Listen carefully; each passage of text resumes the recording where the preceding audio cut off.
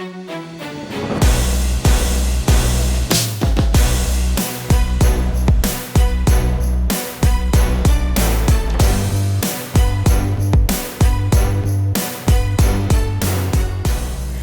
back to Femme Flex Friday. Today we have a very special treat for our audience. We have two of the top bikini pros in our industry. We have Miss Janet Layug and Daraja Hill joining us today. Woo!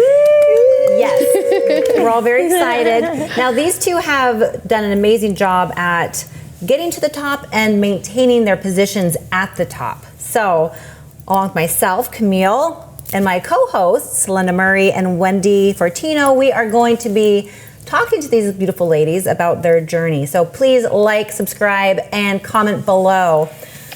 So welcome to the show, ladies. Thank you. Thank you for having us. Yeah, so the Olympia recently happened. Let's reflect on a little bit, like how did you feel going into it? How did you feel going out of it? Expectations? Janet, let's start with you.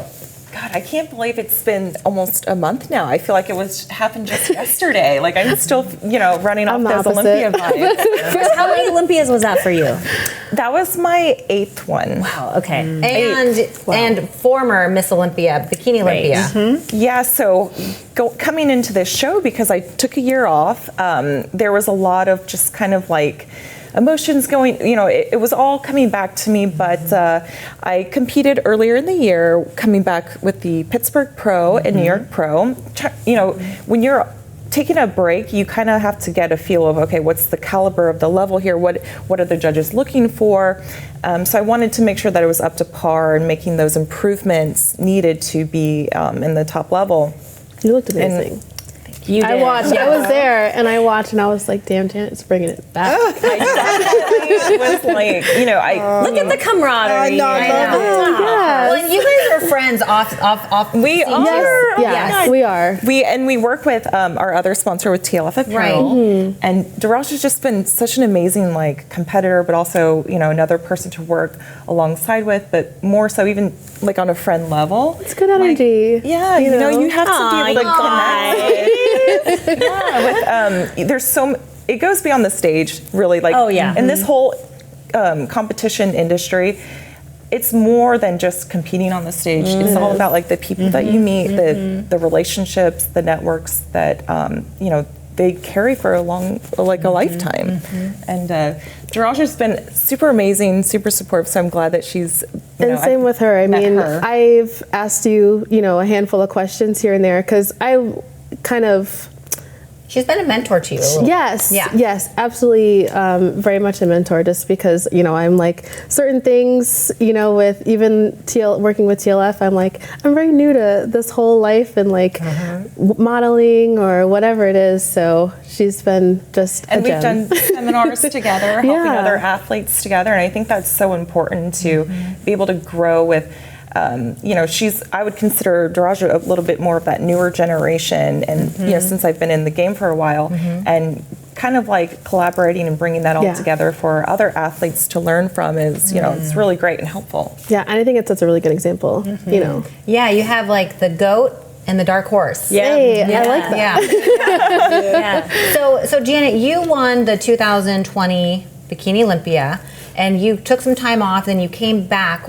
You obviously were wanting to take that title, and that was this was a tough year. We had Jennifer Dory trying to claim her title. We had Ashley Kaltwasser, Issa Pacini. So how was it? And tell us about what it's like for a previous champion to go through that process, coming back on stage and all of that.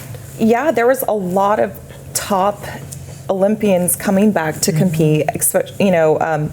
A lot of expectations, even with also Laura Lee winning the Arnolds to include in that group of women. It was intense. There was, you could say that I stepped out, so coming back is still, there's lots of pressure as well. Right. But I wanted to make sure that taking the year off, I made those improvements to be at that same caliber or even obviously better. As a champion, you have to come in better than ever, better than before. everyone brought their A game. Oh, they did. Everyone. And it was a massive lineup. Yeah. Yeah. Oh, the pressure was unreal, but at the end of the day, you really, all of that aside, you have to focus on yourself. Did you put everything that you could into your prep? And I think I did. I put on more muscle. I wanted to come back fuller.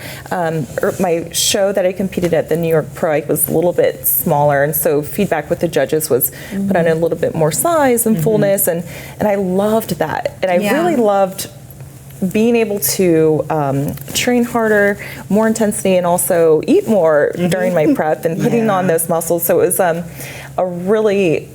I just really enjoyed the process. For me, that was a really good mindset going into the Olympia, feeling my best, knowing I gave it my all, making those improvements. But then the tough part is getting on stage and comparisons when you're compared to everyone else. That's where it gets a little hairy, and you're like, okay, how am I going to do here? And you just have to know that you go out there with confidence and like own the stage. Yeah. What was your feedback, if you don't mind me asking? So my feedback was, of course, a little bit fuller. I look at the pictures, and I did put on some muscle, but I think I could have maybe put on a little bit more. And my weakness would be my glutes, to have them tighter lifted and keeping that balance from the glutes to the hamstrings. And it's tough. It's a tough. Are you a hard gainer? Do you put on muscle pretty easily? What?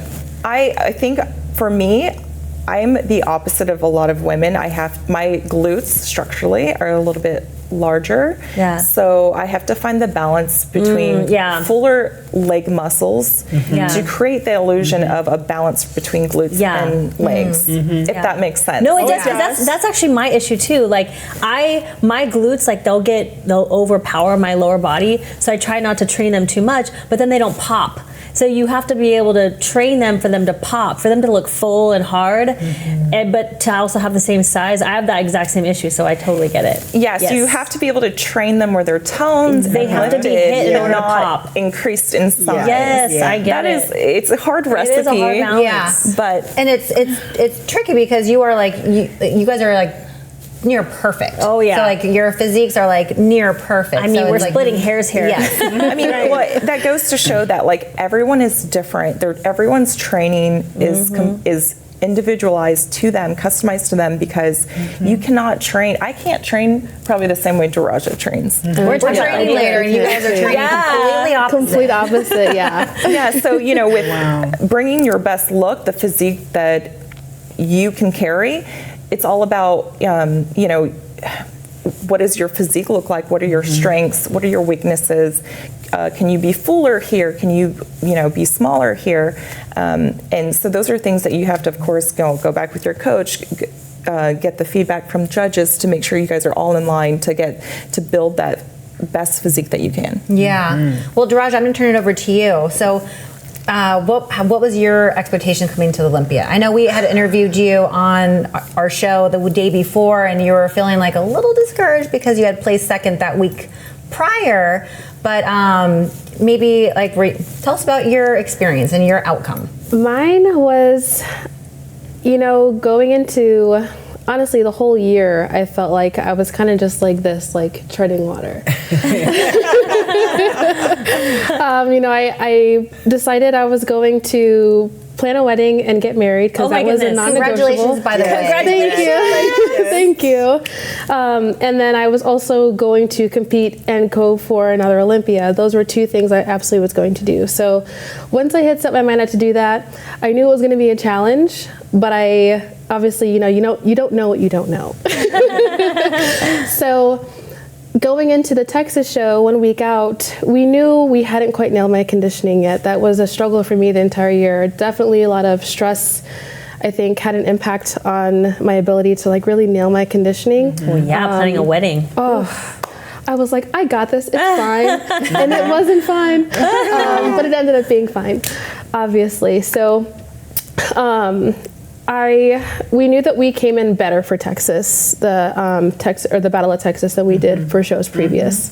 So I was like, okay, I'm excited about this. I know for me, my conditioning, I'm one of those where I lean out a lot from my lower body and from the front and the upper body. My waist is usually the last to like really come in snatched. Snatched. So And that's all we look at as competitors. Yes, and so it's such a mind, I don't want to say bad words, but it really messes with your mind because that's always like, I have a magnifying glass up to that waistline every single time I send check-ins.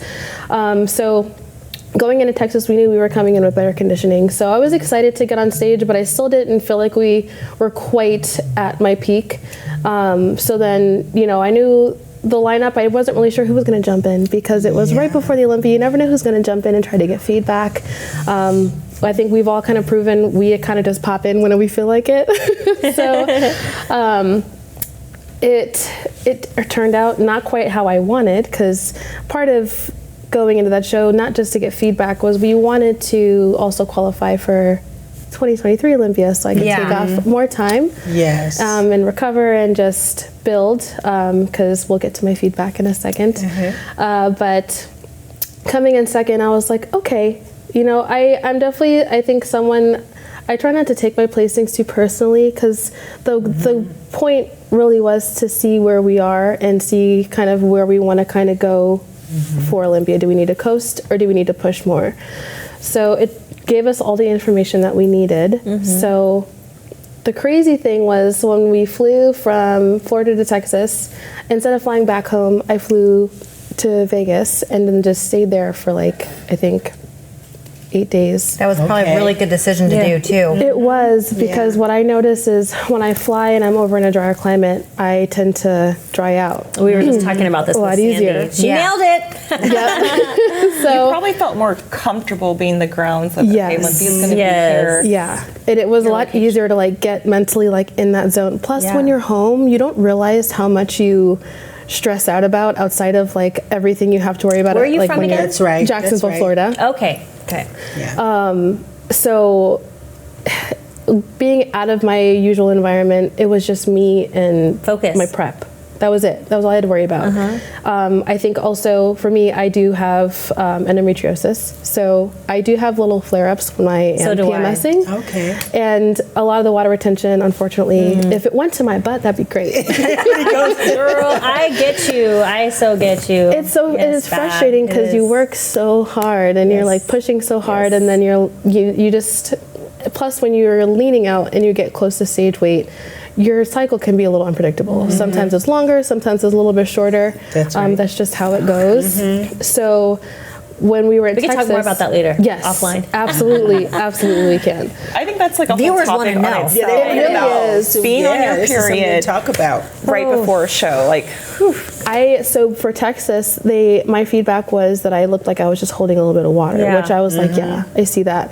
And it was one of those cycles where like I hadn't gotten it when and it was supposed to come, and I was like, my body's kind of just still deciding if it wants to have one or not. Like, make up your mind already. Yeah, I'm like, can we figure this out? And then And the pain is there anyway. Like the pain's gonna be there no matter what. right? And then so we get to Vegas, and then things just start kind of like trending in the right direction. I start dropping like this. Like I think for Texas I was like 117, 118, and for like I think a day or 2 days out from Olympia I ended up hitting like 116, 115. And that was within a week. Okay. I know that was a huge question I got a lot, was like how did you guys tighten up so much? And I was like, honestly, like I don't know. We did push. You we were made at another peace. push. Yes, I was at peace. I think my body was kind of just like, factor. we're almost there. You know, it's right here. This is the big one. And so it was nice to just feel like things were falling in line, and every single day I could see things improving.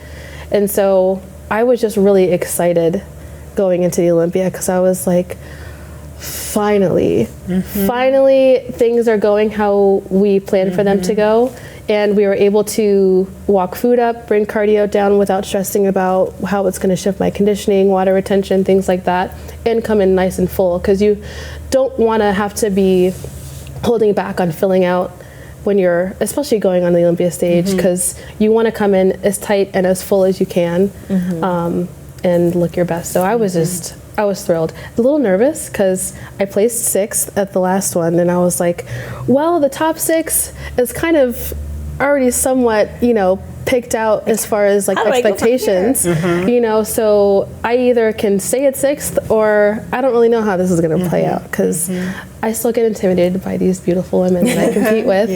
But it goes to show that you really never know. You never give up, and you always believe that you can achieve that number 1 spot. Because absolutely, you definitely climbed up fairly quickly. You did? Yeah. So I was nervous, but more excited just because I knew we were bringing my absolute best that I had been all year. So I was at peace with that. Before we dive into how you ended up placing and how you beat your expectations, we're gonna take a quick commercial break, so don't go anywhere. We'll be right back. You diet down, train hard, and supplement smart for months. When the time comes to step on stage, don't leave your tan to chance. Go with the pros. Pro Tan. Number 1 worldwide since 1987 and the official sponsor of the Olympia for the last 15 years. Don't step on stage without it. Pro Tan. Welcome back, everybody. Please like, subscribe, and comment below. Okay, Daraja, you were building up the climax for this story. So you were on stage, and what happened? So we got on stage, and I was like, honestly, at this point, it's in God's hands. Whatever the judges decide, they decide. Because I felt like I was on. So we get up there for comparisons, I'm doing my thing. We go up for individuals. I'm feeling it. I feel like I'm in your head right now. That's good. That's what we need. I'm feeling good. I go up for call-outs, and I'm just like, first call-outs. Like, please just be first call-outs. And they called me out for first call-outs, and I was like, okay, cool. I'm happy. And then they start moving us around. And at first, they didn't really move me out from the outside. And I was like, well, I guess if I'm going to hang out here, I might as well look cute. And then they start moving me. I remember they moved me next to you. And I was like, okay, cool. I'm next to Janet. I'm next to, I think Laura Lee was on the other side. Maureen, Jen was in the middle. I'm in good company. Yes, I was like, I'm in good company. That's a good way to put it. And then they switched you and me, and I was like, what? I was like, oh, wow. And then they made a couple other switches, and then they had us go off for, they were going to bring us back out. And I was like, okay, cool. That was fun. And then we're waiting and waiting. They call us back out, and they have us line up on the railing. And they're like, if you hear your number, go out. Because I knew they were going to do, I think it was, 5 through 10, and then 1 through 4. Yeah. So I was like waiting for them to call my number. I was like, yeah, that's realistic. And then I see Laura Lee walk. I see Issa walk. I see you walk out. And I was like, what? I like double checking. And I was like, no way. And then I realized I had made top 4, and I was like, and now I'm gonna get emotional about it again. Oh, that's okay. It was such a cool moment. You're making me emotional. I'm sorry. It was just one of those moments that you experience, and I think every competitor has experienced that moment where like you get that confirmation that like you are where you're supposed to be, and you are doing, your passion. It suits you. Yep. It's a really cool feeling. Enjoy it all over again, girl. Yeah. Just soak that in. It's so Live it. And then to know that you're getting that much closer. I placed 14th, 13th at my first Olympia, and then 6th. And then to keep doing this, after I felt like the year that I had, like, there were so many moments, and this is kind of like what kept building up into where I started getting more emotional. Like after I stepped off stage, after call-outs, I like broke down backstage, and it was so sweet because a lot of the girls like came by and were like, love you. But there were so many moments, like whether it was going through wedding planning or I couldn't nail my conditioning. And I questioned, I was like, dude, like maybe that was it. Like maybe I don't have it anymore. Maybe it's gone. I've lost it. I'm tired. I want to quit. I don't want to do this anymore. I don't feel like doing cardio. I really want to eat these cookies in my freezer. But it's one of those moments that like you look back on and you're like, I'm really glad I didn't quit. Yeah. I saw you in, so it was Friday, right? We're in the restroom. Yes. And I was walking out and you were there and you looked over and you said, hi. And then you said, do you know who I am? You said, I'm Daraja. I said, of course I know who you are. And I said, no your last way. name. I said, Daraja, yeah, of course I know. And you were like, I'm like, yeah. And then I think it was so cool because then that was Friday, your show Saturday, and I'm prejudging and I see the first call out and I'm like, wonderful. Yes. You're Daraja. You're Daraja. And thank you. Because there were, I definitely had the confidence you see when I'm on stage, and I think we all have our battles with confidence. And You own that. Both of you own that stage. But it was a lot, I had to learn that. Because there were a lot of years in my life where I kind of I didn't feel like being Daraja was anything to really, be excited about. Yeah. Not to like sound, sad. You're excited now. Right. Yeah, but it catches me off guard. Yeah. I mean, I can relate through my journey of competing. At first, in the beginning, it was hard to realize, like, I got to root for myself but you'll learn that, like, you'll start coming into that, okay, no, I belong here, and this is what I'm going after, and I'm capable of, earning that top spot. But it's like, if you don't root for yourself, like, who else? And you can't be afraid to claim that. You have to be the first one and always the one to be rooting and believing in yourself, because that's what's going to carry you through the times where you want to give up, where the times get really hard and thick and you just want to throw in the towel. You will be there rooting for yourself and pushing yourself through. And Your it's so division funny. is deep. It's like when you say that, I remember like there were moments where I had to just start talking to myself like I was talking to a best friend, because we're always the most critical on ourselves. Totally. And so when I started kind of just going, you know what, Daraja, you had a year, you've been through some stuff, and it's hard now, but you'll figure it out, and I think we don't do that enough. We have to like pump ourselves up Mm-hmm. mentally. Yeah. So this is a great segue to my next question, which is going to be for Janet, and that is, you have been at the top since 2013. You are known as the GOAT, alongside, I would say, Ashley Kaltwasser. But as you're giving advice to Daraja, who's a new up-and-coming pro, like, how have you been able to maintain yourself at the top? And not only have you been able to do that, but you've been doing it in a division that evolves and changes, and you've had to reinvent yourself and evolve yourself throughout this journey. So how have you done that? Yeah, well, first I want to That's the best say, question for her. like, being in the position of competing since 2013 and still on the Olympia stage, I'm like, pinching my skin of like, I'm still here being able to compete with, the newer generation and competing alongside you, and to see you starting to come up and making the top 5, like for me, watching her do that, like in your journey, I felt very proud to like be in that position. It was, even though I myself personally was not where, a placing that I wanted to be in, I was still very proud to see you guys like working your way up and seeing you like, I can tell you're working genuine, very too. hard. They're like, you guys are almost like sisters in a way. It's very sweet. It's a very sweet What's relationship. really beautiful You're so is genuine. the bikini I love that. division. I think a lot of people think that you guys are not like friends and everybody's like out for there's some catty themselves back there, but it's so much, like I see the camaraderie and the help and the, Well, we know what it takes to be where you are, and I think I obviously when you have so many different personalities, there are going to be some that don't quite go together. yes. But I think in my experience, the majority have been very supportive, because we know it's not up to us. Right. Yeah. The judges are the ones that decide. We have to just focus on bringing our best. So I think, and also the sport is so weird. Like, we do weird stuff, and it's very extreme, especially when you get towards the end, and it's nice to have those people that understand Right.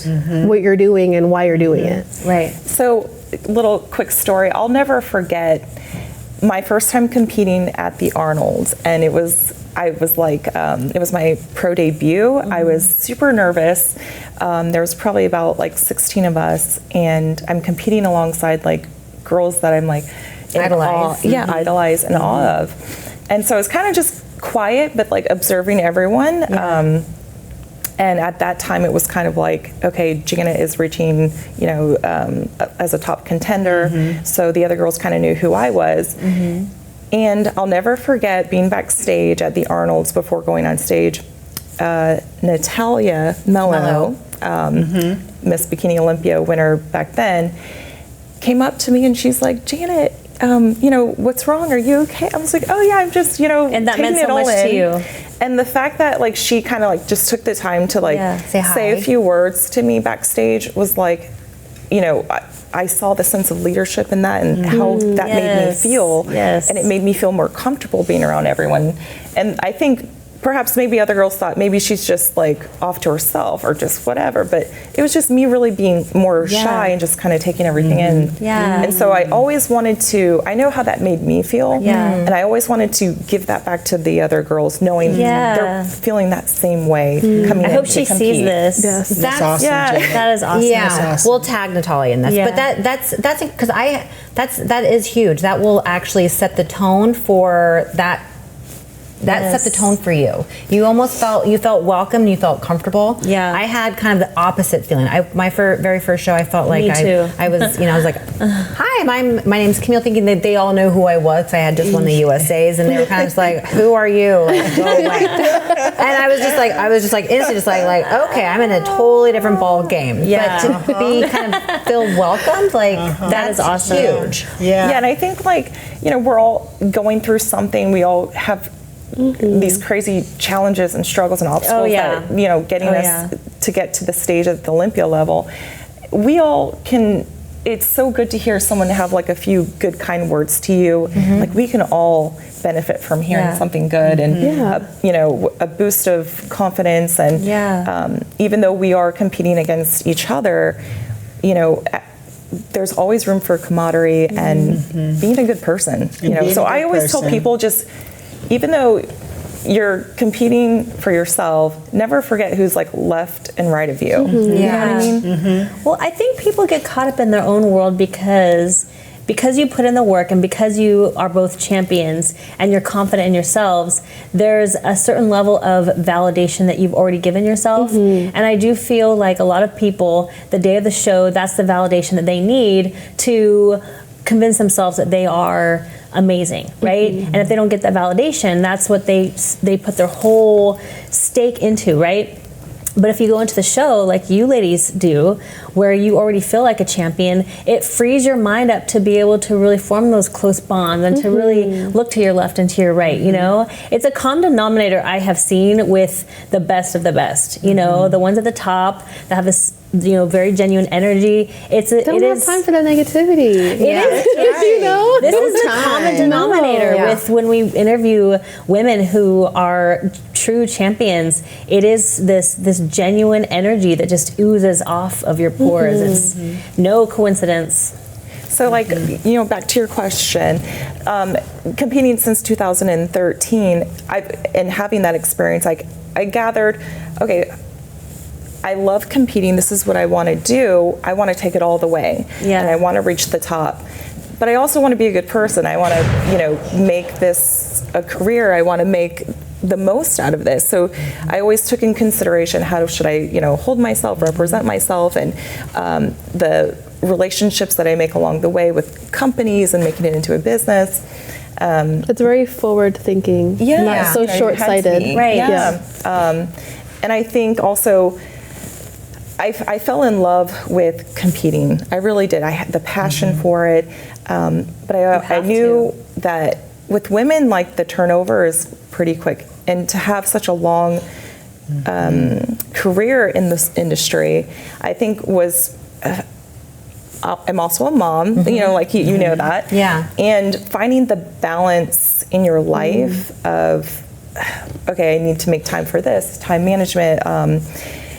You can get caught up really quickly of losing sight of your goal, you know, and life is passing you by. Your friends are moving on, getting married, doing this, doing that, other jobs. But I always knew I wanted to become Miss Bikini Olympia. I always wanted to be win the Bikini International title, no matter how long it took me to get there. And it took me a long time. No one can ever take that from you. That's right. You 6 years. Will always be Ms. Olympia Bikini. Always. Yeah, and I went through lots of like ups and downs where at the Olympia I placed second place 2 times to Ashley. Then I went down to placing 6th place. And I was like, same thing like you. I thought, did I lose something? What happened? And it was a process I had to like find within myself of, no, I need to believe in myself. Like I'm not believing in myself enough. I had to rebuild that confidence and kind of figure out what do I need to do with my physique to bring the best. But it was more of you had to find physical and mental and emotional, bring your best in all of those aspects. It goes much further than the physique that we bring. Totally. You know? Totally. But, and putting my health first too, because a lot of people get sick, they get hurt. And I knew that being smart with my body, I put health and wellness first always. That's why we started doing this, you know? You know. But it's been a long journey, and I'm very grateful for the experiences that I've had over the years. And the bikini division has evolved tremendously since I first started, from like the posing, the swimsuits, hair, like a lot of changes. Oh my gosh. When I look back at the photos now, since like in that 2013, we were doing this like ugly pose. There's gonna be a It was picture not of you flattering. on there somewhere.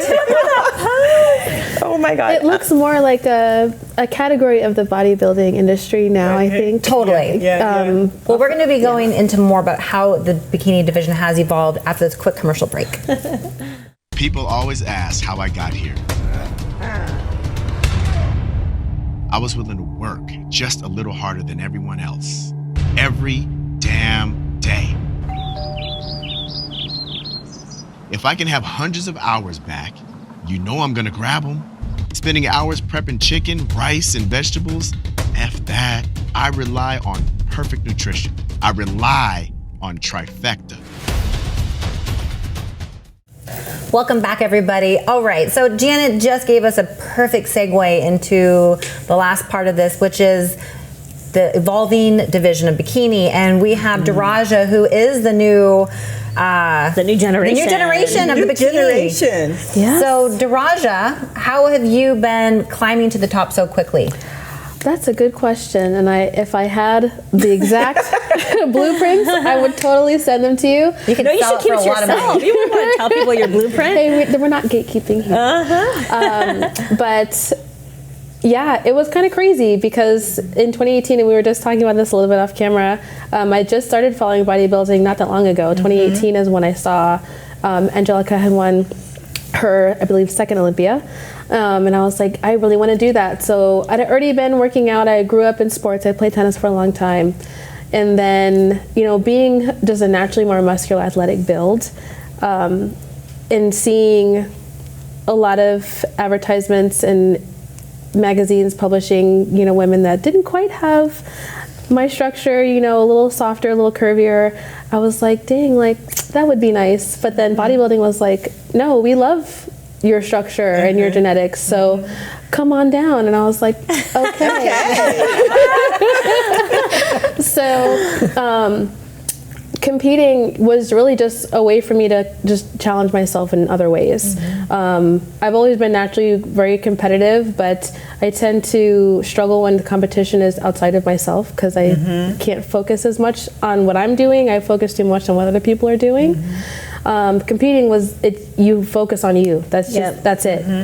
So I'd never really dieted before, never really followed any kind of strict plan. I just kind of go with the flow.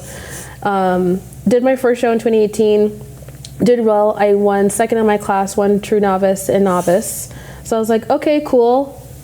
it was a smaller show, so I was like, let's see what happens, when I do some other things.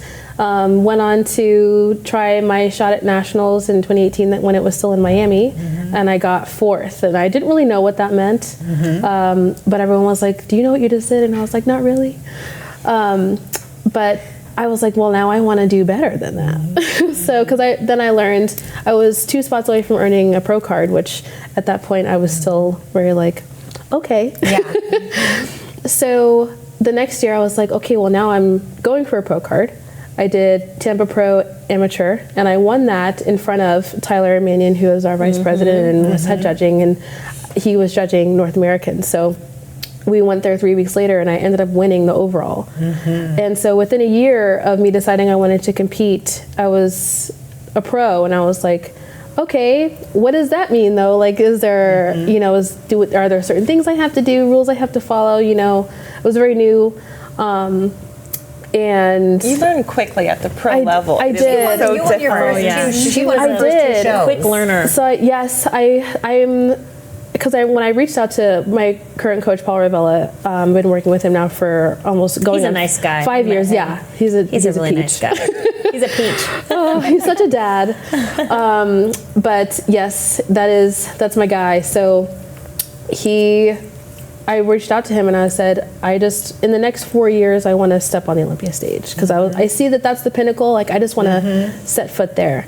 And I ended up winning my pro debut after winning my pro card. And Wow, and then I didn't know that. And that was just when that was when that's points awesome. started, like they just started over. So that was the first qualification. Wow. And yeah, so The first one on the list. Wow. yeah, because we asked Sandy for feedback and we said, what do you think? Should we get on the pro stage? Should we take some time off? She said, I think you have great foundation for muscle. You have great shape. Just go ahead and see how it goes. And then it went well. And then so I was like, okay, well, I haven't been in front of a certain panel of judges. It's always been the consistent, same judges. I want to kind of see, what someone else has to say.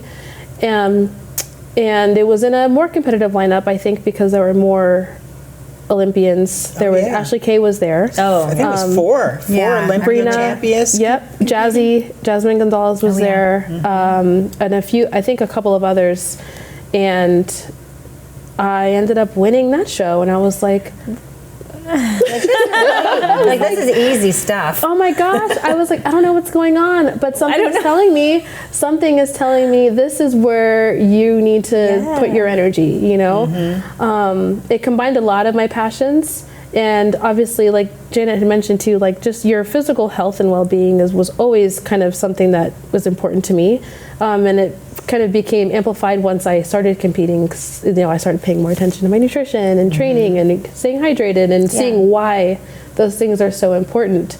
And then so after that, I was like, well, let's just apply for the Arnold because, like, why not?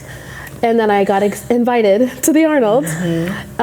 So we got super excited, started training hard, eating, and I grew really quickly, especially in the upper body. Which I didn't know that I could do that at the time. So the judges said, okay, Daraja, you've put on a little too much muscle. You're starting to get a little bit you're starting to outgrow bikini. And I was like, oh, no. Come to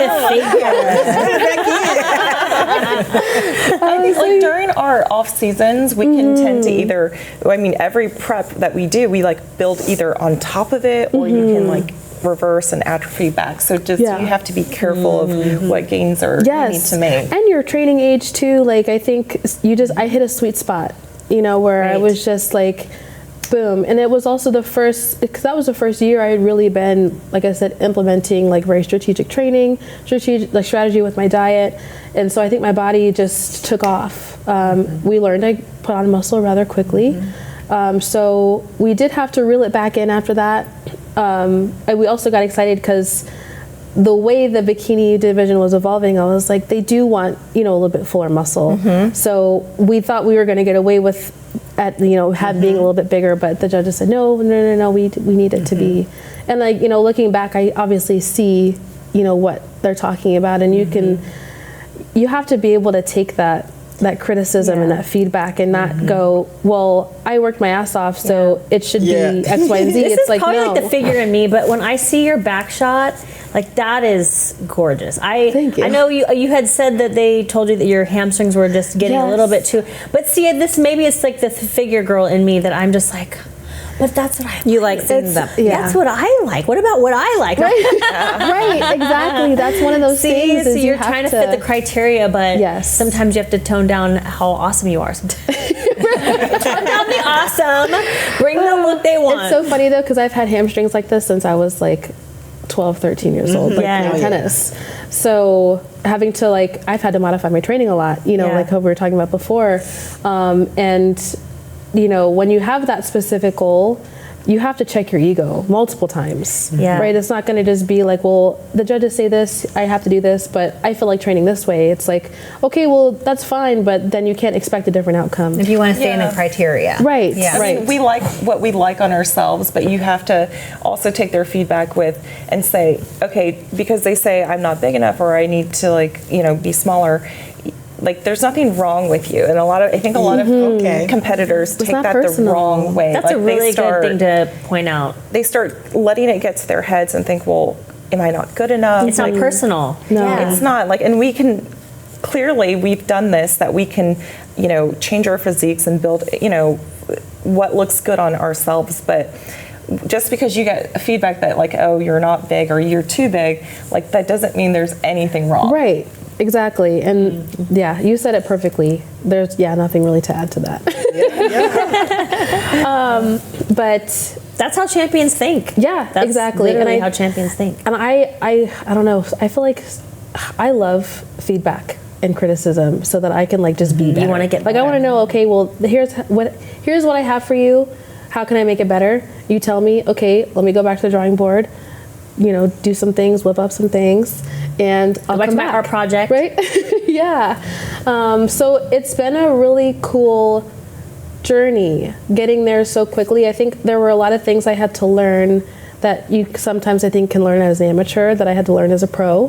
I made some mistakes as far as, suit color choices, like I said, putting too much muscle, conditioning, hair, makeup, but I wouldn't have had it any other way. That's awesome. So how many years Bikini's been on the Olympia stage? How many years? So Olympia came out in 2010. I know this. Okay, so everyone should know this if you're a bikini competitor. Came out 2010. Mm-hmm. Yeah. The suits were totally different. I think we have some. I think we got some questions for you guys, right, Camille? We do, but first there's one important thing that we wanted to. I wanted to point out, and that's why I asked about the years, because you are the first African American to break the top 5. Yes. I'm exciting. Yeah. It's amazing. Breaking barriers. Thank you. And it's been a goal for many women. Yes. Before you and with you, and that was a big milestone for That's a our division. title. It is. And it's one of those things because representation just is one of those things where you don't really notice it until it's you. Yes. And I think, obviously with our history, that standard of beauty has been set for a long time. I'm getting chills. And you're the standard now, girl. You're the standard now. I questioned when I started, is it, something with my structure? Is it something that, with me that's just never going to be that? And so part of me just studying the sport and studying, my look and my makeup and my hair and getting everything in order to kind of be this depiction of perfection. And to be authentically you. Yes. That's all each of us. Yes. You talked about this before with your hairstyle and stuff like Absolutely. that. And I've been asked before, well, why do you wear a wig if you have, natural hair, you're, whatever. And I'm like, because that's what makes me feel like that girl. Yeah. Your hair is beautiful, by the way. Thank you. I love your hair. Thank you. It's fun because I love that old Hollywood glamour look. That classic, just Dorothy Dandridge, beauty, Marilyn Monroe. That's my vibe. That's what I love to do. And I think that if I were to try to do anything that's outside of, I think what where I'm drawn, it would just look Yeah. different. It wouldn't look the same. Feel good in your skin, whether it's Yes. hair, makeup, or if Right. there's something Yes. off. You're not gonna show that on stage. That's You're not gonna be right. confident. You're not gonna exude that. Yeah. And you know, so everything has to be, you know, you. Yeah. Yeah, and that goes through all the divisions. You know, some girls think, "Oh, I have to be a blonde." I'm like, "No, you don't have to be a blonde." And if you can rock an afro and look really sexy in it, And I've seen it. And that, when you I go, "Dang!" Yes. But then Yeah, if I've been it told I need to doesn't look darken my good, hair. It doesn't look I'm good. like, I don't look good with dark hair. Well, and when you first started competing, Ooh, I've gone through a lot of looks. yeah, you have. I had a full Britney moment when I was in college. Britney and moment? I shaved my head with my husband now, my boyfriend's clippers. And I was like, oh, well, I want to try platinum blonde. And I was like, not going to go to the salon and do that. So I did it from the box. And I had a platinum blonde fade at my first national show. That sounds like it might be cute though. It was fun. I'm gonna look back at pictures. It was fun. I loved it, but my hair did not. sounds It was like your national, like when you were on the national circuit. Yes. Yeah. And then so after that year, I decided to grow my hair out. Went through different phases with that, but I was like, well, that's cooking. I'll put a wig on. I bet you rocked it. I bet you rocked every phase of I that. was I'm very. gonna have to find these pictures. I know. I'm trying to imagine this. I can't right imagine now, her not looking rocking at you. anything. Be careful, Nico. We'll have to get a picture for the audience. I have some because I did a photo shoot with that hairstyle too, and I loved it, but I could never. I'll have to just wig it or something if I want to do that color again. I can't. Well, ladies, I hate to say, but we are out of time. This was, I know, we could probably talk for like hours and hours. We can Man, still. we could. We still can. But you guys, I want to thank everybody for tuning in and watching. Daraja, Janet, thank you so much for coming on our show today. This was Thank you, great guys. to have. Thanks for have you having guys. us. Yes, you're welcome. Thank you. Thank you. I hope we get to come back Yes. Will. Oh, yes. with wine. Definitely. With wine. All right, you guys, have a great day. Thanks for watching.